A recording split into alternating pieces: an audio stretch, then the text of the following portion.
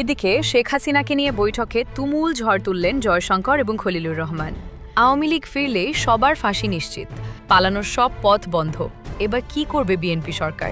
যদি 25 বছর পর 50 বছর পরেও আওয়ামী লীগের কোনো নাতি পুতি কেউ ফেরত আসে, আপনাদের বয়সে 101 বছর হলে আপনাকে মৃত্যুদণ্ড দেওয়া হবে। ইন্ডেমনিটি কিন্তু বঙ্গবন্ধু শেখ মুজিবুর রহমান হত্যার পরেও দেওয়া হয়েছিল। ইন্ডেমনিটিতে কিচ্ছু আসে যায় না। অ্যাডভার্স সরকার আসলেই আপনার বয়স 70 হলো, ওই আসিফ মাহমুদের বয়স 70 হোক, তাকে নিয়ে আমি ঝুলিয়ে দিই। কিন্তু এই সরকার 17ই ফেব্রুয়ারি আপনারা ওত দিয়েছেন, সেই থেকে এ পর্যন্ত যে চলমান অপরাধ করেছেন, সংবিধান ভায়োলেট করেছেন, সেটার জন্য শাস্তি পেতে হবে।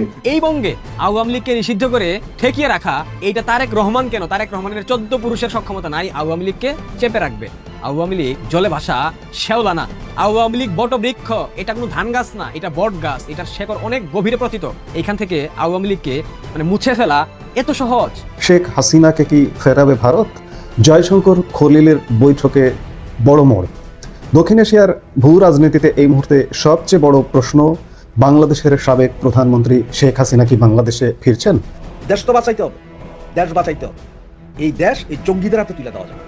এই দেশ বাঁচাইতে হলে আমাদের ঐক্যবদ্ধ হইতে হবে। এই দেশ বাঁচাইতে হলে আমাদের প্রতিরোধ গড়ে তুলতে হবে। প্রতিরোধ করা ছাড়া কিছুই আসবে না। আমরা যদি প্রতিবাদ না করি, আমাদের জন্য কিছুই না। আর এসব নিষেধাজ্ঞা ফিষেধাজ্ঞা মানি না। অবৈধ সরকার, চুক্তিভিত্তিক সরকার, সে আমাদের নিষেধাজ্ঞায় কি দিল আর কি গেল। ইতিহাস আমাদের সাক্ষী দেয় যে বাংলাদেশ আওয়ামী লীগ নামক যে একটা রাজনৈতিক দল আছে, এই বাংলাদেশে এই রাজনৈতিক দলটা ধ্বংসস্তূপের থেকে ফিনিক্স পাখির মতো বারবার ফিরে আসায় 7 দশকের ইতিহাস তাদের। আসসালামু আলাইকুম দর্শক, সিগন্যাল বিডি চ্যানেলের নতুন একটি গুরুত্বপূর্ণ নিউজ ভিডিও নিয়ে আপনাদের মাঝে হাজির হলাম।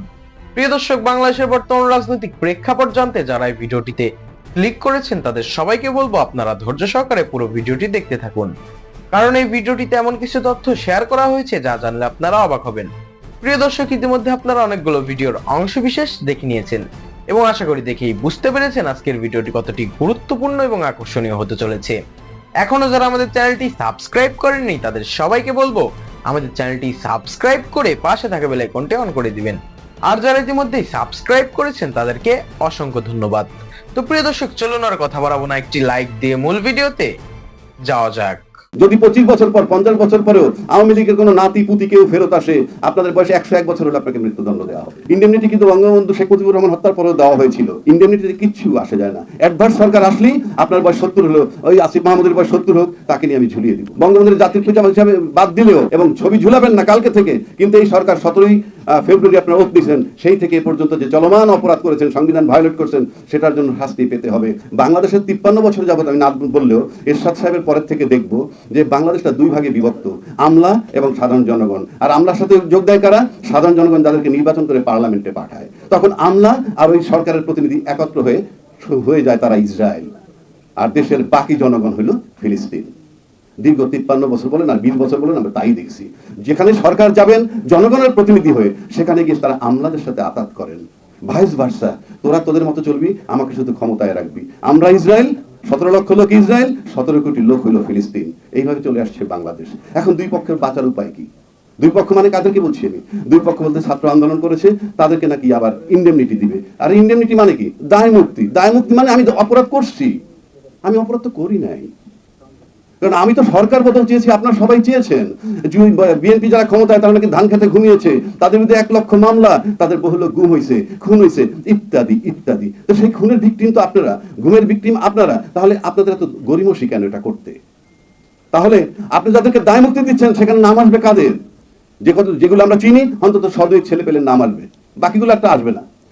এদেরকে দায় মুক্তি দেওয়ার মানে হচ্ছে তোমরা একটা অপরাধ করছো। আমি জানতে চাই, সংসদে যদি সাহস থাকে, যদি আপনাদের মনে করেন এরকম অধিকার থাকে, পার্লামেন্টের প্রস্তাব উত্থাপন করেন কালকে সরকারি পক্ষ থেকে অথবা বিরোধী দলের পক্ষ থেকে, যে জুলাইতে যে ঘটনাটা ঘটছিল সেই ঘটনা সন্ত্রাসী ঘটনা, সেই ঘটনাটা কি মানে কি সরকারি ঘটনা বা সন্ত্রাসী ঘটনা কিনা, এই ব্যাপারে প্রস্তাব আনেন। আমরা দেখতে চাই পার্লামেন্টে পাশ করে কিভাবে হয়। যদি এটা সন্ত্রাসী ঘটনা না হয়, তাহলে তো আমার দায় মুক্তির বিষয় নাই। আর দায় মুক্তির বিষয় হচ্ছে যে আমি একটা অপরাধ করেছি, আমাকে দায় দেওয়া হইলো। আমরা তো ইন্ডেমনিটি বিল যাকে বলে, ইন্ডেমনিটি কিন্তু বঙ্গবন্ধু শেখ মুজিবুর রহমান হত্যার পরেও দেওয়া হয়েছিল। ইন্ডেমনিটিতে কিচ্ছু আসে যায় না। অ্যাডভার্স সরকার আসলেই আপনার বয়স 70 হলো, ওই আসিফ মাহমুদের বয়স 70 হোক, তাকে নিয়ে আমি ঝুলিয়ে দিব। কিন্তু আমার প্রশ্ন হচ্ছে দায় মুক্তিটা কিসের? আমার তো দায় নাই। আমি দেশকে মুক্ত করেছি, জনগণকে মুক্তি দিয়েছি, সেটার জন্য যদি আমার দায় মুক্তি সনদ নিতে হয়, এটা ট্র্যাজেডি। এবার আসেন, যারা এটা হলো ছাত্রদের জন্য, তাদের দায় মুক্তি, অর্থাৎ তাদের মুক্তি পাওয়া দরকার। আবার সরকারে যারা আছেন তাদেরও মুক্তি পাওয়া দরকার। একটু আগে বলেছি, আপনি সংবিধান ভায়োলেট করতেছেন। আপনি কালকে সংবিধান ঠিক করে ফেললেও, বঙ্গবন্ধুর জাতির পিতা হিসাবে বাদ দিলেও, স্বাধীন ঘোষক হিসাবে বাদ দেন এবং ছবি ঝুলাবেন না কালকে থেকে, কিন্তু এই সরকার 17ই ফেব্রুয়ারি আপনারা ওত দিয়েছেন, সেই থেকে এ পর্যন্ত যে চলমান অপরাধ করেছেন, সংবিধান ভায়োলেট করছেন, সেটার জন্য শাস্তি পেতে হবে। যদি 25 বছর পর, 50 বছর পরেও আওয়ামী লীগের কোনো নাতি পুতি কেউ ফেরত আসে, আপনাদের বয়সে 101 বছর হলে আপনাকে মৃত্যুদণ্ড দেওয়া হবে। বাংলাদেশ আওয়ামী লীগ এই মুহূর্তে বাংলাদেশে নিষিদ্ধ একটা সংগঠন। 1971-এর 25 মার্চ ইয়াহিয়া আওয়ামী লীগকে নিষিদ্ধ করেছিল, বিনিময়ে বাংলাদেশ স্বাধীন হয়েছে। এই বঙ্গে স্বাধীনতা এসেছে, স্বাধীনতার সূর্য উদিত হয়েছে, মানচিত্র পেয়েছি আমরা, পতাকা পেয়েছি আমরা, জাতীয় সঙ্গীত পেয়েছি আমরা, ভূখণ্ড পেয়েছি আমরা। কার হাত ধরে হয়েছে? জাতির পিতা বঙ্গবন্ধু শেখ মুজিবুর রহমান। স্বাধীনতার পর 75-এর 15 আগস্ট তাকে হত্যার মধ্য দিয়ে বাংলাদেশের স্বাধীনতার সূর্য অস্তমিত হয়েছিল এবং বাংলাদেশের মানুষ ভেবে নিয়েছিল বাংলাদেশ আওয়ামী লীগ হয়তোবা আর মাথা উঁচু করে দাঁড়াতে পারবে না।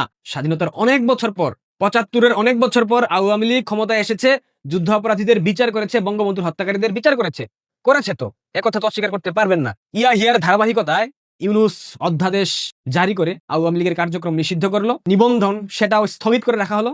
একই ধারাবাহিকতায় ডক্টর ইউনূসের যে সরকার, সেই সরকারের সংস্করিত ভার্সন তারেক রহমানের সরকার 8 এপ্রিল 2026 সালে এসে সেই অধ্যাদেশকে আইনে রূপ দিয়ে বাংলাদেশ আওয়ামী লীগকে নিষিদ্ধ করলো। তাতে কি হয়েছে?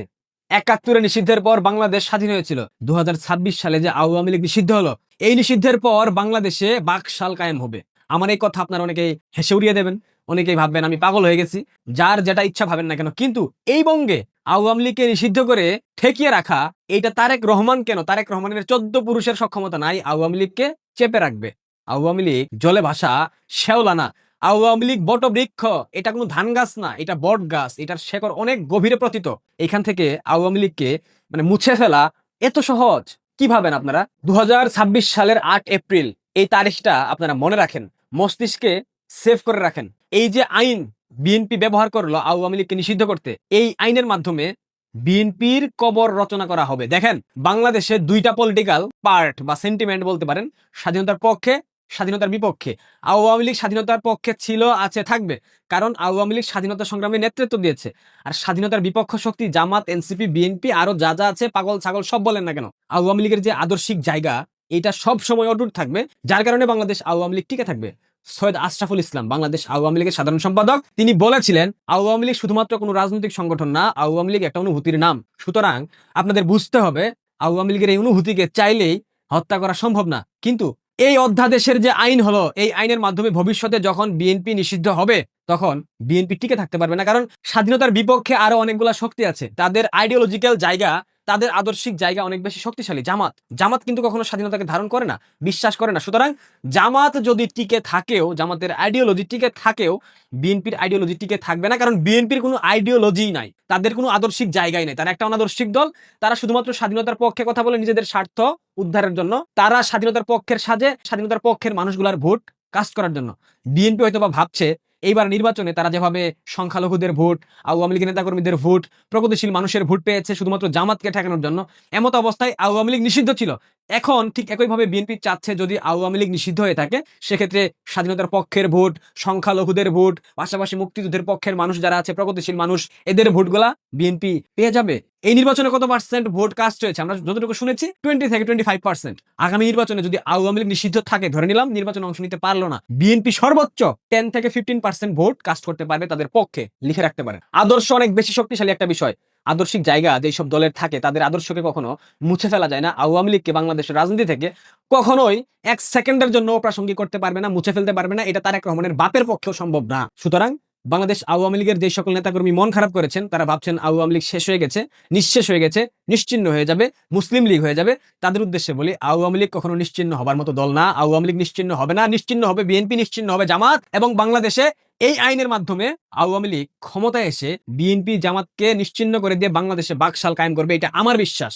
এই বাংলাদেশে একদলীয় শাসন ব্যবস্থা প্রবর্তন করা সময়ের দাবি এবং এই বাংলাদেশ ঠিক তখনই সোনার বাংলা হবে যখন স্বাধীনতা বিরোধী অপশক্তি এবং তাদের পৃষ্ঠপোষকতাকারী এবং তাদের দোসররা যেদিন বাংলাদেশের মাটি থেকে চিরতরে নিশ্চিহ্ন হয়ে যাবে, ঠিক সেদিন বাংলাদেশ সোনার বাংলা হবে। এবং এই সোনার বাংলা বাংলাদেশ আওয়ামী লীগের হাত ধরে অর্জিত হবে, যেমন ভাবে 1971-এর মহান মুক্তিযুদ্ধে জাতির পিতার এক ভাষণে উদ্বুদ্ধ হয়ে বাঙালি স্বাধীনতা সংগ্রামে ঝাঁপিয়ে পড়েছিল, বাংলাদেশকে স্বাধীনতা এনে দিয়েছিল, ঠিক একইভাবে বাংলাদেশের মানুষ আবারও ঝাঁপিয়ে পড়বে, প্রয়োজনে সশস্ত্র সংগ্রাম করবে এই স্বাধীনতা বিরোধী অপশক্তিদেরকে বাংলাদেশের মাটি থেকে চিরতরে নিশ্চিহ্ন করার জন্য, এবং এর মাধ্যমে বাংলাদেশের চূড়ান্ত বিজয় অর্জিত হবে, স্বাধীনতার চূড়ান্ত আকাঙ্ক্ষা বাংলাদেশে বাস্তবায়ন হবে। সেই দিন খুব বেশি দূরে নয়।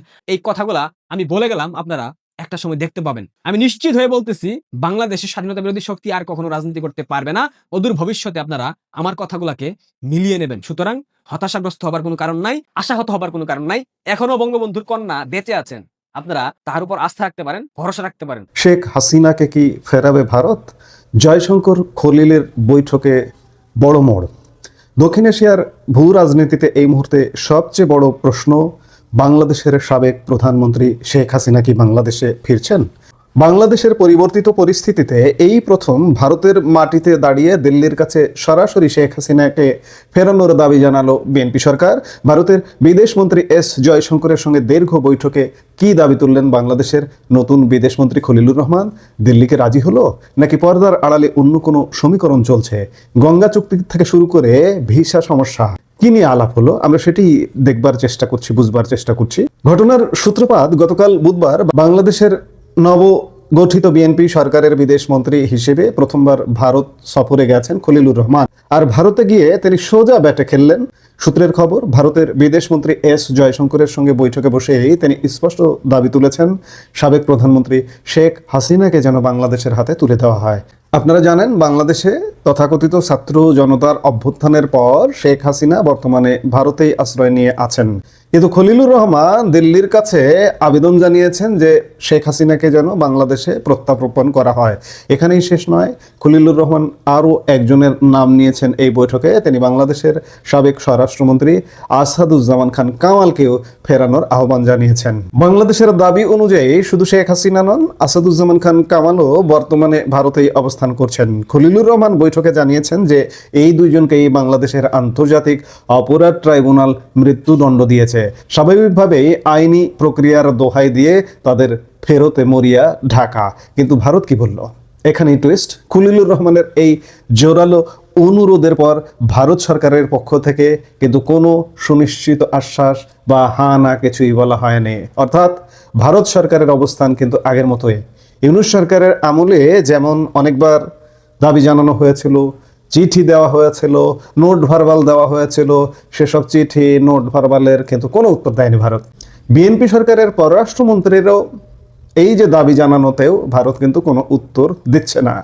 সরকারি সূত্রের খবর, ভারত বিষয়টিকে বিবেচনাধীন বা আন্ডার কনসিডারেশন স্তরে রেখেছে। সহজ কথায় বললে, দিল্লি এখনই কোনো প্রতিশ্রুতি দিয়ে নিজেদের হাত বাঁধতে চাইছে না। রাজনৈতিক বিশ্লেষকরা বলছেন, বাংলাদেশ সরকার শেখ হাসিনাকে নিয়ে দিল্লির ওপর যে প্রবল চাপ তৈরি করতে চাইছে, ভারত সেটা খুব ভালোভাবেই বুঝতে পারছে। আর সেই চাপ সামলাতে দিল্লি এখন ধীরে চলো নীতি নিয়েছে। মানে এখনই শেখ হাসিনাকে বাংলাদেশে ফেরত পাঠিয়ে কোনো ঝুঁকি নিতে চাইছে না ভারত। আবার বাংলাদেশের নতুন সরকারের সঙ্গে সম্পর্কও তেতো করতে চাইছে না। এক কথায়, সাপও মারবে, লাঠিও ভাঙবে না, এমন কূটনীতি চালাচ্ছে সাউথ ব্লক। এই আলাপটা নিয়ে মোটামুটি বলা যায় যে জয়শঙ্কর এবং খলিলুর রহমানের বৈঠকে খানিকটা তিক্ততাই ছিল। জয়শঙ্কর খানিকটা বলা যায় নির্বাক ছিলেন, কিন্তু কিছু ইতিবাচক আলাপও আছে। যেমন বৈঠকে সৌজন্য প্রকাশও দেখা গেছে। বাংলাদেশের যুব নেতা ওসমান হাদি খুনের দুই অভিযুক্ত ফয়সল করিম মাসুদ এবং আলমগীর হোসেনকে সম্প্রতি পশ্চিমবঙ্গ পুলিশ গ্রেপ্তার করেছে। ভারত বাংলাদেশ সীমান্তের উত্তর 24 পরগনা এলাকা থেকে স্পেশাল টাস্ক ফোর্স তাদের পাকড়াও করে।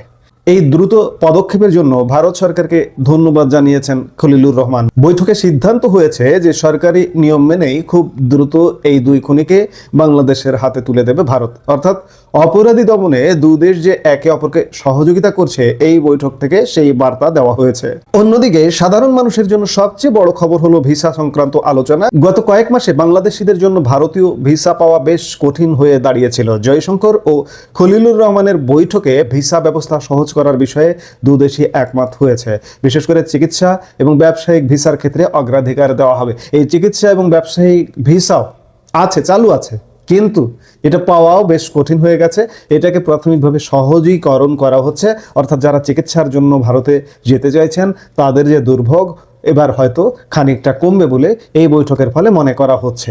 এছাড়া এই যে ট্যুরিস্ট ভিসা চালু, সেটা নিয়েও আলাপ আলোচনা হয়েছে। সেটিও হয়তো পশ্চিমবঙ্গ বিধানসভা নির্বাচনের পরে কি হবে সেটি বোঝা যাবে।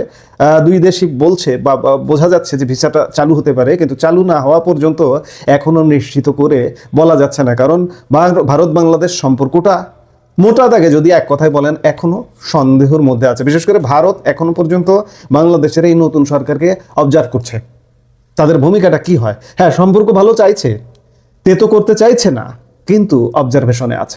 জয়শঙ্কর খলিল বৈঠকে আলোচনায় উঠে এসেছে গঙ্গার জল বন্টন চুক্তি। আপনারা জানেন চলতি বছরের ডিসেম্বরেই এই ঐতিহাসিক চুক্তির মেয়াদ শেষ হচ্ছে। এই মেয়াদ শেষ হওয়ার আগেই প্রশাসনিক আলোচনার মাধ্যমে চুক্তির নবীকরণ বা রিনুয়াল পদ্ধতি এগিয়ে নেওয়ার বিষয়ে দুই পক্ষ একমত হয়েছে। এটি বাংলাদেশের সেচ ও কৃষির জন্য অত্যন্ত ইতিবাচক একটি দিক। জয়শঙ্করের সাথে বৈঠকের পাশাপাশি খলিলুর রহমান বৈঠক করেছেন ভারতের পেট্রোলিয়াম মন্ত্রী হরদীপ সিং পুরীর সঙ্গেও। বর্তমান ইরান ইসরায়েল যুদ্ধের কারণে সারা বিশ্বে তেলের বাজারে অস্থিরতা চলছে। এই সংকটের সময়ে ভারত যেভাবে বাংলাদেশের পাশে দাঁড়িয়েছে এবং জ্বালানি সহযোগিতা অব্যাহত রেখেছে তার জন্য কৃতজ্ঞতা প্রকাশ করেছেন খলিলুর রহমান। একই সঙ্গে তিনি অনুরোধ করেছেন ভবিষ্যতে বাংলাদেশের ডিজেল ও সারের সরবরাহ যেন আরও বাড়ানো হয়। ভারতের পক্ষ থেকেও এই অনুরোধ গুরুত্বের সঙ্গে বিবেচনা করার আশ্বাস দেওয়া হয়েছে। অর্থাৎ অর্থনীতি ও বাণিজ্যের ক্ষেত্রে দুই দেশ একে অপরের ওপর ভরসা রাখছে।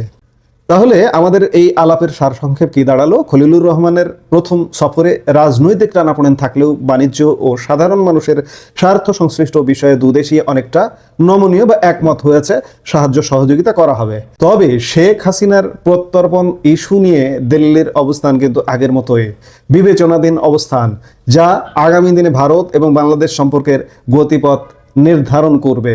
অর্থাৎ শেখ হাসিনাকে ভারত বাংলাদেশের এই নতুন সরকার চাইলেই কিন্তু সাথে সাথে তুলে দেবে না যে এই বৈঠক বা এই সফর এটি আরেকবার প্রমাণ হলো ভারত আগের মতোই অবস্থানে আছে। অর্থাৎ শেখ হাসিনা ছাড়া অন্য কি আলাপ করতে চাও করো, কিন্তু শেখ হাসিনা আওয়ামী লীগ প্রশ্নে আমরা কিন্তু আগের মতোই আছি। তোমাদের বিচারটা নিয়েও আমাদের সন্দেহ আছে, বিচারটাও প্রশ্নবিদ্ধ আছে। এই প্রশ্নগুলা, এই সন্দেহগুলা দূর করো, কিংবা শেখ হাসিনা নিয়ে বিচার পাবে এই বিষয়গুলা মোটামুটি ঠিক করো, তারপরে আলাপ করতে আসো। এখন আমরা এগুলো নিয়ে কোনো আলাপই করবো না। বিষয়খানা কিন্তু এইভাবেই শেষ হয়েছে। এখন দেখার বিষয় যে সামনের দিনগুলোতে আমরা আরো কি নয়া সমীকরণ দেখি, আমরা নিশ্চয়ই সেগুলো দেখব। প্রিয় দর্শক, ইতিমধ্যে আপনারা আমাদের পুরো ভিডিওটি দেখেছেন। ভিডিওটি দেখে কি জানলেন এবং বুঝলেন, অবশ্যই আপনাদের মূল্যবান মতামতটি আমাদের কমেন্ট বক্সে জানাতে ভুলবেন না। এখনো যারা আমাদের চ্যানেলটি সাবস্ক্রাইব করেননি তাদের সবাইকে বলবো আমাদের চ্যানেলটি সাবস্ক্রাইব করে পাশে থাকা বেল আইকনটি অন করে দিবেন এরকম নিত্য নতুন